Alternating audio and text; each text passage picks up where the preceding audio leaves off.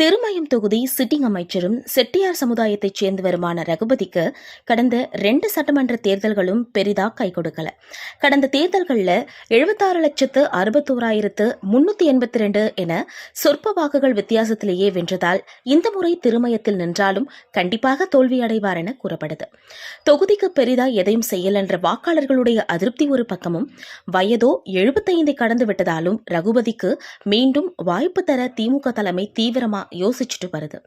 இந்த முறை திருமயம் தொகுதியில இளைஞர்களுக்கு வாய்ப்பளிக்க திட்டமிட்டு இருக்க திமுக புதுக்கோட்டை மாவட்ட முன்னாள் இளைஞர் அணி துணை அமைப்பாளரும் வழக்கறிஞருமான கே கைலாசத்துக்கு வாய்ப்பளிக்க இருக்கிறதாம்.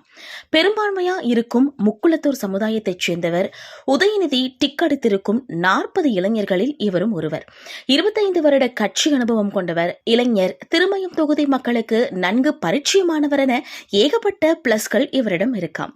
குறிப்பா திருமயம் தொகுதி இளைஞர்கள் கிட்ட இவருக்கு கூடுதல் செல்வாக்கு இருக்கு. அதனால இவருக்கு தான் இந்த முறை சீட்டுன்னு சொல்றாங்க. ஆனா ரகுபதியோ தனது மகன் அண்ணாமலைக்கு சீட் வாங்க துடிச்சாலும் அதை தலைமை கண்டு கொள்ளல. காரணம், அண்ணாமலை அரசியலுக்கு வந்து 2 வருஷம் மட்டுமே ஆகிறதால அவருக்கு வாய்ப்பளிச்சா தோல்வி நிச்சயம்ன்றாங்க திமுக உடன்பிறப்புகள். மற்றொரு புறம் அதிமுக வேட்பாளரா புதுக்கோட்டை மாவட்ட செயலாளர் மற்றும் முன்னாள் வீட்டு வசதி வாரிய தலைவர் PK வைரமுத்து களமிறக்கப்பட இருக்காரு. இவரும் முக்குளத்தூர் சமுதாயத்தைச் சேர்ந்தவர். கடந்த 2 தேர்தல்களிலும் மிக மிக சொற்ப ஓட்டுகள் வெற்றி வாய்ப்பை இழந்தவர்.